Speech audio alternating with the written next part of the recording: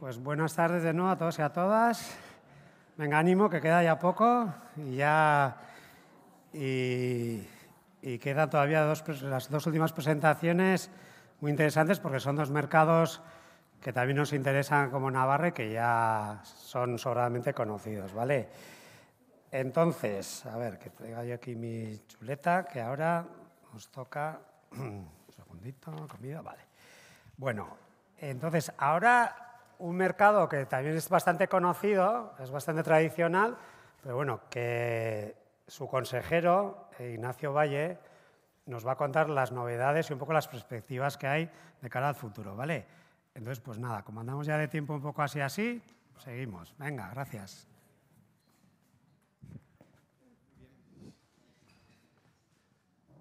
A ver si se oye ahora. ¿Se oye? Sí. Pues bueno, muchas gracias, Pachi. Como estamos en una hora un poco crítica, lo primero que voy a decir es que voy a empezar por el final, voy a empezar por las conclusiones. Lo que es para mí, desde mi punto de vista, es más importante que os llevéis de esta jornada respecto al mercado de Países Bajos. Y luego ya os invito a que os deis una cabezada, porque es la hora de la siesta. Yo soy un firme defensor de la siesta, así que tranquilamente, quien se quiera echar una cabezada durante la presentación, los datos, etcétera, pero por eso voy a empezar por las conclusiones, porque así me prestáis atención al principio y luego ya os dormís. Los que estéis viendo esto por streaming, pues os podéis echar directamente la cabezada en el sofá, porque bueno, estaréis más cómodos incluso que los que están aquí presentes. Lo que os quiero transmitir, lo que es más importante, porque yo creo que es algo que tras la pandemia, bueno, en la evolución del turismo normalmente pues hay fenómenos que van cambiando un poco las tendencias. Lo vimos con la llegada de Internet, lo vimos con la llegada de las aerolíneas de bajo coste, lo vivimos también un poco con la crisis inmobiliaria. Es decir, hay fenómenos externos al turismo que modifican las tendencias. Entonces, estamos en ese momento de cambio de tendencias en el que el mercado neerlandés, como otros mercados emisores europeos, está creciendo como mercado emisor.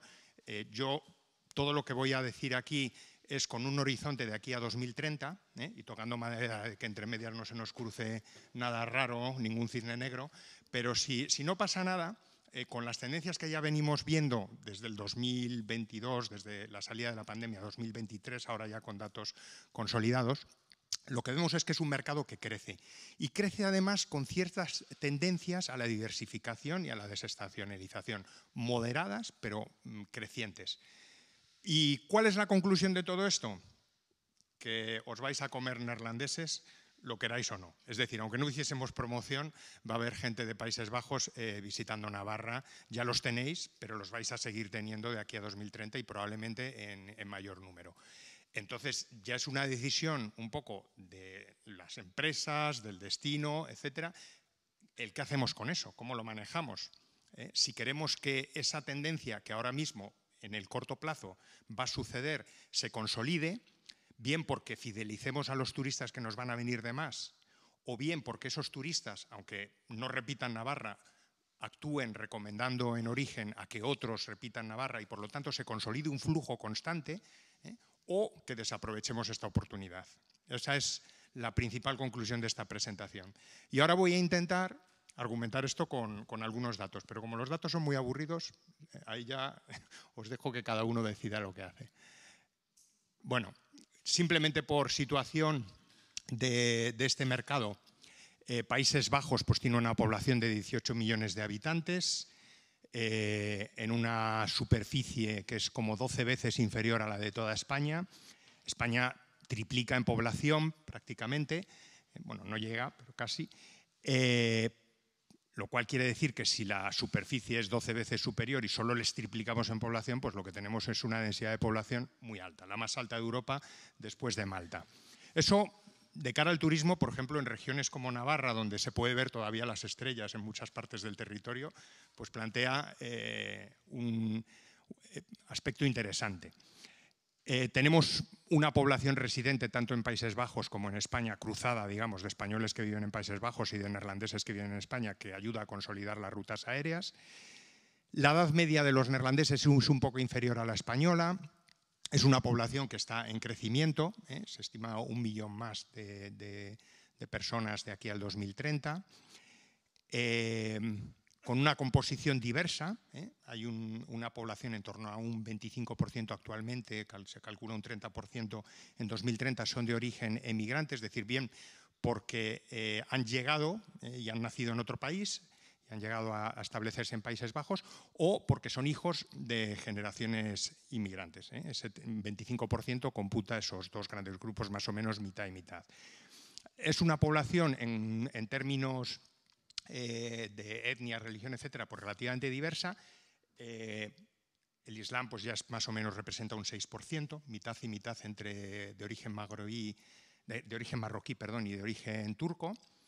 Son las dos principales colectivos, digamos, de población islámica. También hay de origen indonesio. Indonesia fue una antigua colonia de los Países Bajos. Y luego, pues más o menos el país ha estado siempre más o menos dividido en mitad población protestante, católica, aunque ahora la mayor parte de los neerlandeses se declaran aconfesionales. A principios de 2023 había 8,3 millones de hogares, de los cuales 3,3 eran hogares en los que vive una sola persona. Esto también es una tendencia social, pues cada vez hay más hogares individuales. La población, que ya de por sí está concentrada en todo el país, está hiperconcentrada en la zona que llamamos el Randstad. Estas cumbres no son montañas, el país es completamente plano, es más, está por debajo del nivel del mar en 3/4 partes. Pero eso es lo que representa, son los sitios los núcleos donde se concentra la población, que son 4 grandes ciudades: Ámsterdam, Utrecht, La Haya y Rotterdam. Y luego hay otras poblaciones importantes. De hecho, los aeropuertos, como veréis, aparte de esas 3 poblaciones, tenemos en Maastricht y en Groningen y en Eindhoven tenemos aeropuertos conectados con España. Pero vamos, el Randstad es casi la mitad de la población. De hecho, el error común de llamar Holanda a Países Bajos viene de ahí. Es que el Randstad prácticamente son Holanda del Norte y Holanda del Sur. Y entonces tradicionalmente se ha conocido como holandeses a los habitantes de Países Bajos. En general los holandeses no suelen, o los neerlandeses no suelen tener problema con eso. Yo solo me he encontrado alguna vez alguna reticencia o alguna sensibilidad respecto al tema de los habitantes de Limburgo, porque no se consideran holandeses para nada, y partes de Brabante quizás. Los de Zelanda y del norte no suelen tener ese problema de consideración. Les puedes llamar neerlandeses y holandeses, que da lo mismo. Estos son los 5 aeropuertos que mencionaba y las conexiones que tenemos con España, con unos 22 aeropuertos, casi todos conectados desde el aeropuerto de Ámsterdam, aunque también hay conexiones, como digo, desde Eindhoven, es el segundo aeropuerto, y desde Rotterdam. En total, el número de asientos este año también experimenta un crecimiento respecto del año pasado, lo cual, si las aerolíneas pues, están poniendo más slots, pues quiere decir que tienen expectativas, ¿no?, de crecimiento del mercado hacia España. Como nuevas conexiones únicamente se ha anunciado la de Granada desde Ámsterdam con Transavia. El resto, pues más o menos estamos en una situación similar a la de la pandemia. Como decía Álvaro, en este mercado sí se recuperaron prácticamente todas las conexiones. El PIB per cápita es de 60.000 euros al año, casi dobla el nuestro. Estos son cifras aproximadas, pero más o menos es casi del doble. Y el índice de Gini es más bajo que el nuestro está en 32, y aquí 26,3. Es un índice que representa el nivel de igualdad de renta entre los holandeses. Es decir, que es un país más rico y un poco más igualitario, por resumirlo, o sea, con una clase media más fuerte, por ponerlo así en conclusión. La tasa de paro muy baja, está por debajo, de hecho, del paro estructural, de la tasa de paro estructural. Hay como 300.000 vacantes que no se consiguen cubrir en diversos sectores. Y bueno, y esto tiene pinta de que ahora pueda crecer un pelín por el crecimiento de la economía, pero esto también condiciona un poco la situación de competición entre las empresas, el alza de los salarios. Los salarios han experimentado un alza de un 6 o un 7% el año pasado, el salario mínimo también. Entonces, eso bueno, pues está dando un índice de confianza del consumidor que está remontando y que hace prever también pues, ese incremento, ¿no? Otros datos, tasa de ahorro en los hogares, consumo, etcétera, pues plantean expectativas también de crecimiento para este año y para el próximo. Como datos curiosos, de 9,4 millones de coches, aproximadamente 1,3 son híbridos o enchufables o eléctricos. Y en 2023, que esto a mí me llama más la atención, un 68% de los coches matriculados el año pasado eran híbridos o eléctricos.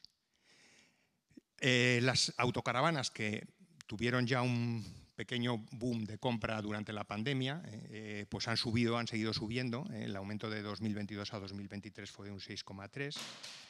Luego es el país con el mayor número de bicicletas por habitante del mundo, 24,1 millones de bicicletas en un país de 17,9 millones y con una penetración de Internet del 95,5%. La intensidad viajera de los holandeses es muy alta, de las más altas de Europa. Yo creo que después de los países nórdicos y de Irlanda, en fin, algún otro caso, pues yo creo que es de las más altas. El 80% de los holandeses salen de vacaciones y realizan en torno a 3,1 vacaciones al año. Esto nos arroja un total de 35,9 millones de vacaciones, que se espera que crezcan al entorno, incluso un poco por encima de los 40 millones el entorno de 2030. Esa es esa tarta que yo os decía que está creciendo y ahí es donde podemos pescar, digamos, en ese crecimiento. Y el gasto total, pues ahora mismo se sitúa, bueno, los últimos datos que tenemos pero es el gasto emisor completo del mercado, tanto en turismo interior como en turismo internacional. Ese turismo más o menos es mitad y mitad en cuanto al número de vacaciones, pero sin embargo ya es superior en cuanto al número de noches en el extranjero. Eso está al revés, me parece, en esta transparencia está mal puesto. Y luego en gasto supera también muchísimo el extranjero al nacional. En cuanto a las preferencias vacacionales de hacer vacaciones dentro de Países Bajos o irse fuera, estas comienzan siendo más tendentes al turismo internacional en la población más joven. Conforme esa población pues, se va casando, teniendo pareja, hijos, etcétera, va disminuyendo y hay un momento en que los hijos se hacen mayores y en torno a los 45 vuelven a tener bastante intensidad viajera al extranjero. Y luego también vuelve otra vez a decrecer un poco con la edad. Esto es importante porque en función cómo vaya evolucionando la población, que va viendo envejecimiento, pues puede alterar también los flujos. El gasto en los principales destinos, como veréis, España es el tercer destino para los neerlandeses en número de vacaciones. Alemania y Francia son con diferencia los dos destinos más importantes. Bueno, aquí hay una comparativa de trimestres, o sea, el tercer trimestre en diferentes anualidades. Y el comportamiento, digamos, de España, como veis, a partir del año 2021-22, pues ha sido un crecimiento grande, ¿no? Las llegadas de los neerlandeses a partir de la pandemia pues, se han recuperado muy rápidamente. En 2022 ya superamos el dato de llegadas que habíamos tenido récord en 2018 y en 2023 hemos superado las 4.300.000 llegadas, que para un país de 17,9 millones de habitantes pues es mucho. Es decir, lo difícil es encontrar en Países Bajos a alguien que no haya viajado a España y que no haya viajado en fechas recientes. Aquí no estamos hablando en porcentajes, estamos en términos absolutos, pero en cuanto a la estacionalidad es un poco más suave quizás, no sé si es por la representación que en otros mercados. Lo que sí que es verdad, por ejemplo, tenemos datos muy buenos en estos 3 primeros meses del año, enero, febrero, marzo, que es esa línea azul, y los 2 años cerrados, los 2 ejercicios cerrados de 2022 y 2023, pues veis que más o menos el patrón es el mismo, pero sí en 2023 se aprecia un aumento porcentualmente mayor o en términos relativos mayor en los meses que llamamos hombros, ¿no? En los shoulder season, ¿no? Los meses antes de la temporada estival y después de la temporada estival, ¿no? El hundimiento ese que hay en junio, pues bien explicado por los exámenes, el buen tiempo en Holanda normalmente, la época de las barbacoas, etcétera. Es una época donde baja un poco la propensión a viajar y a viajar al exterior también. Estos son datos de estacionalidad hacia España.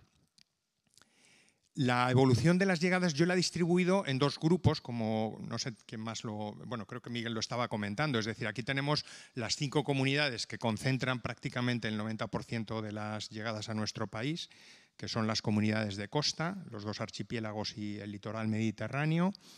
Sí que se puede apreciar de aquí, yo por lo menos veo, porque he cogido, saltándome los 2 años de la pandemia, el 20 y el 21, que distorsionarían, porque bajan las cifras totalmente, no servirían de mucho, pero si vemos la progresión del 16 al 19 y luego retomamos en el 22-23, que volvíamos a tener ya cifras similares a las del 18 y el 19, pues lo que vemos es una comunidad, por ejemplo, que está subiendo mucho, que es Comunidad Valenciana, y una comunidad que era un destino tradicional de los holandeses, que es Cataluña, Costa Dorada, etcétera, pues que está perdiendo.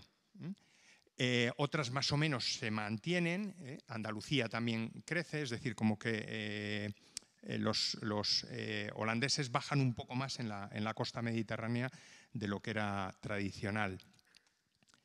Y si vamos a las otras 12 comunidades autónomas, entre las cuales estaría Navarra,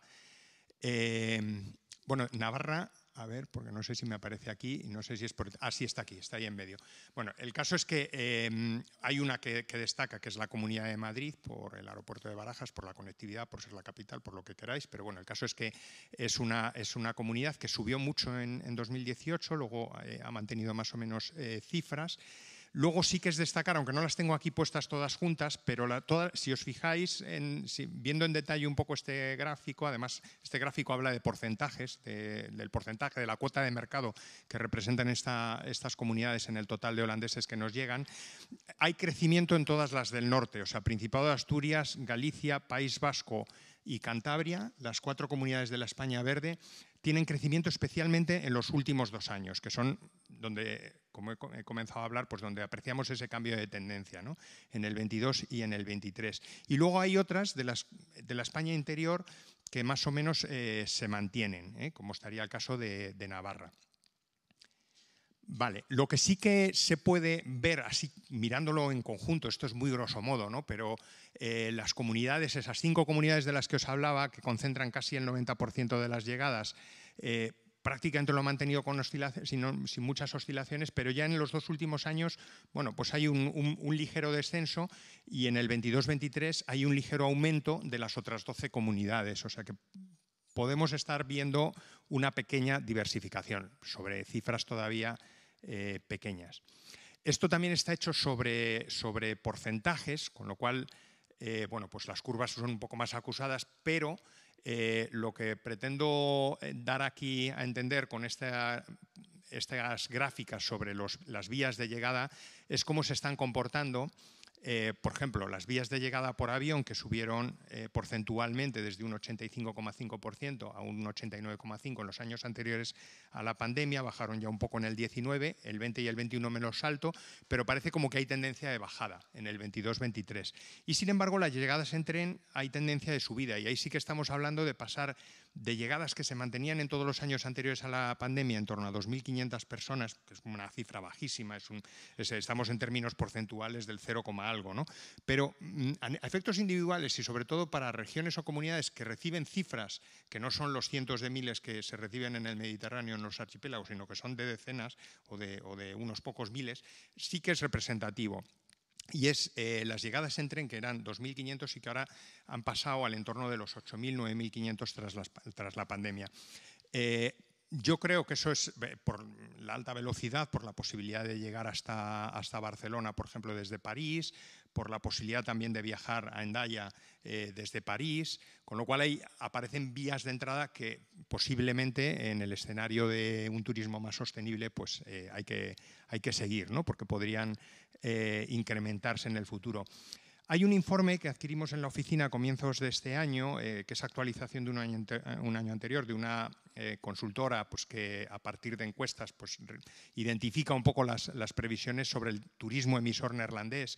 Y os resumía, como esta presentación está muy en pequeñito, pero entiendo que la vais a tener disponible, pues para quien quiera echarle un vistazo, que sepáis que tenemos ese informe en el que identifica 15 tendencias de aquí a 2030 que pueden más o menos ser disruptoras en cuanto al modo de experimentar el turismo por parte de los neerlandeses en un futuro, y que también pues, pueden encajar mejor o peor con la oferta de nuestro destino.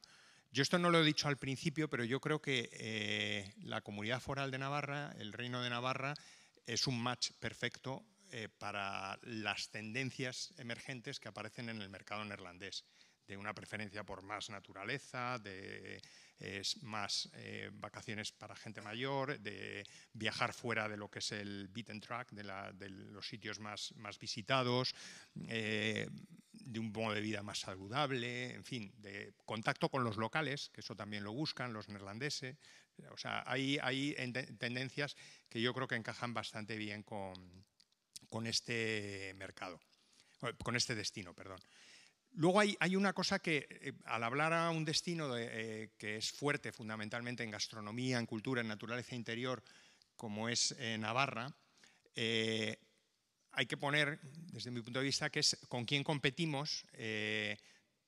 Fuera de lo que sería Países Bajos, pues estaría el norte de Italia, estaría en Francia, Alemania, Austria, o sea, otros destinos a los que ellos pueden viajar, pero dentro del propio Países Bajos pues hay un tipo de oferta muy desarrollada en determinados productos. Entonces hay que ver si podemos competir con ellos o no en función de la capacidad de diferenciarnos, porque ¿tiene sentido, por ejemplo, que les ofrezcamos termalismo? Pues yo creo que no, porque tienen un proyecto termal muy desarrollado en Países Bajos. ¿Tiene sentido que les ofrezcamos parques de bungalows o cosas de estas? Ellos los tienen con piscinas subtropicales, incluso, como veis ahí, son muy frecuentes los resorts estos de bungalows. Luego tienen muy desarrollado el tema del bed and breakfast. Pero claro, si se le da un producto añadido, es decir, si ese resort que tú creas lo haces en torno a una experiencia de vino, de bodegas, etcétera, pues a lo mejor ya estás ofreciendo un factor diferencial que no tienen ellos en su país, ¿no? Entonces es simplemente que sepáis que a la hora de desarrollar una estrategia de producto, pues tenemos que ver un poco qué es lo que tienen. No lo he pintado aquí, me olvidó incluirlo, pero una cosa que tienen también es muchas infraestructuras de ciclismo, como sabéis. He comentado que es el país con mayor bicis per cápita, pero es que además en pistas ciclables tienen como 3.500 kilómetros, es un país llano, todo el mundo va en bici, o casi todo el mundo se mueve en bici en su vida habitual, es decir, no como práctica deportiva, sino para ir a la oficina o al trabajo.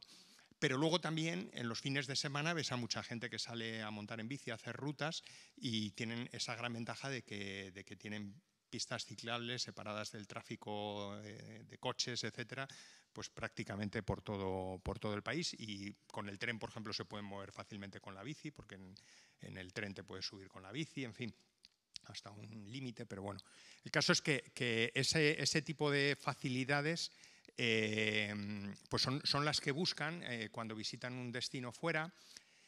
Y bueno, y ya no sé si os ha dado tiempo a echaros la siesta, porque con esto ya pasaríamos a las preguntas. No veo a nadie dormido, la verdad es que qué oportunidad perdida. Así que nada, yo con esto terminaba la presentación. Ponía aquí un poco de cara a promocionar productos en Países Bajos, lo que he comentado, o sea, habría que hacer una selección. Por ejemplo, el cicloturismo pues sí tiene potencial, tenemos las vías verdes, también para el que quiera hacer un cicloturismo pues tipo gravel o bicicleta de montaña, etcétera. Ellos eso prácticamente no lo tienen, porque es un país completamente llano. Aquí se les puede ofrecer montañas, se les puede ofrecer paisajes.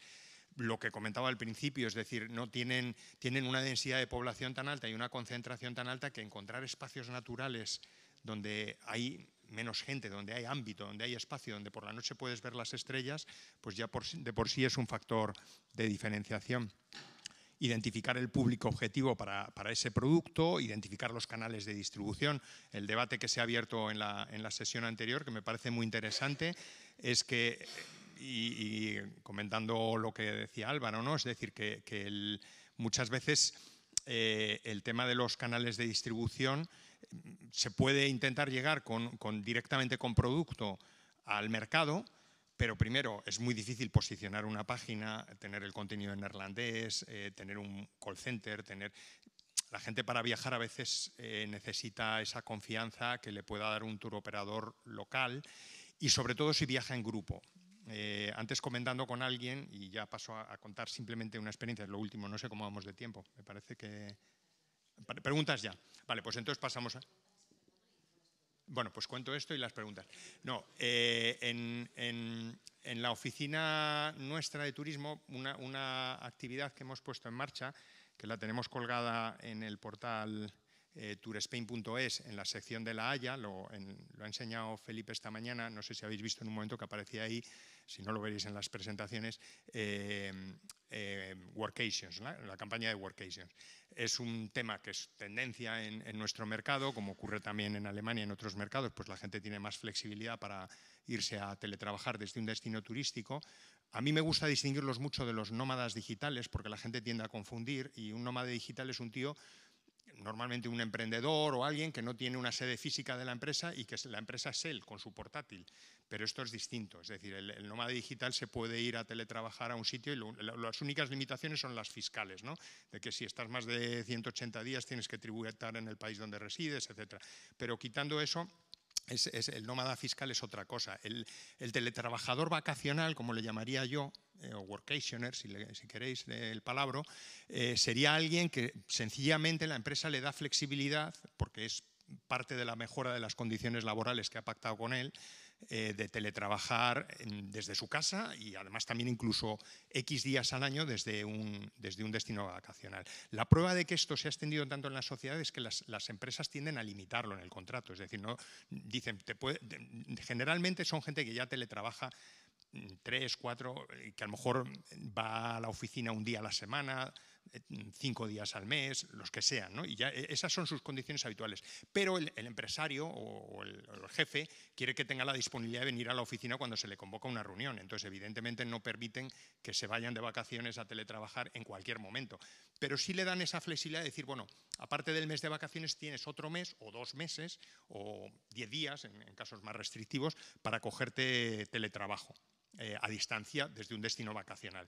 Entonces, eso lo hemos estado intentando aprovechar creando un portal que se llama España Workation, está publicitado en tourspain.es. Cualquier alojamiento turístico puede intentar comercializar con ese apoyo a la comercialización. Es una experiencia piloto, llevamos un año, estamos viendo a ver cómo funciona, tampoco ha sido una inversión muy considerable, pero es una posibilidad, porque es un portal en neerlandés donde pedimos unas condiciones mínimas del alojamiento turístico, ya sea una casa rural, un hotel, una serie de apartamentos turísticos que se quieren dar de alta. Si queréis, bueno, la dirección es españaworkation.nl y la información está en tourspain.es. Cualquiera que quiera darse de alta, únicamente nosotros verificamos que cumple las condiciones, es decir, que tiene un espacio suficiente como para que la gente pueda trabajar en remoto, que tienen una buena wifi, que ofrecen algún descuento por alargamiento de la estancia, porque ese es un poco el propósito de la campaña, y entonces a partir de cumplir esas condiciones, pues les damos de alta y estamos de alguna manera haciendo un ejemplo de comercialización directa. Pero ese ejemplo sirve en este caso porque un teletrabajador vacacional tampoco tiene tanta necesidad de socializar. No sé si me explico, es decir, pues puede ser una persona que se vaya con su pareja a una casa rural en España y que estén una semana entera los dos con su portátil trabajando y por las tardes pues dándose paseos o yéndose a montar en bici, etcétera. Cuando ya es gente que viaja en grupo, como la gente de los ciclistas, etcétera, yo creo que hay que contemplar también ese aspecto que es la socialización, ¿no? Y que normalmente en vacaciones, digamos, no te apetece, entre comillas, cambiar a un idioma que no es el tuyo. Es decir, que la gente pues prefiere que sea con compatriotas, aunque sean desconocidos, pero son personas que hablan su idioma. Entonces, por eso sí hay tendencia a buscar el proveedor local. Con lo cual, esa identificación de los canales es importante. Y luego ya a partir de ahí, pues seleccionar acciones concretas de promoción y apoyo a la comercialización. Y si queréis preguntarme por algunas, en la oficina tenemos muchas. Hay oficinas que han incluido en su presentación, yo no lo he hecho, perdonadme, algunos ejemplos de lo que hacen las oficinas en los mercados para apoyar la comercialización, pero si queréis que os cuente, pues tenemos en Países Bajos también algunas. Así que nada, yo quería contar esto y si tenéis alguna pregunta, pues estaré encantado. No sé si levantaba alguien la mano por ahí.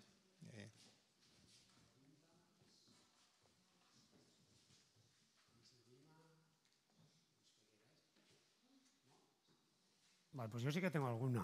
Pues ¿Cuántas tenemos? ¿Una pregunta? 5 minutos. Normalmente tenemos la imagen del turista holandés que viene a Navarra, sobre todo en autocaravana y a los campings. Pero entiendo que también está cambiando un poco esa dinámica o perfil, ¿o no? Sí, a ver, yo ¿cuál es?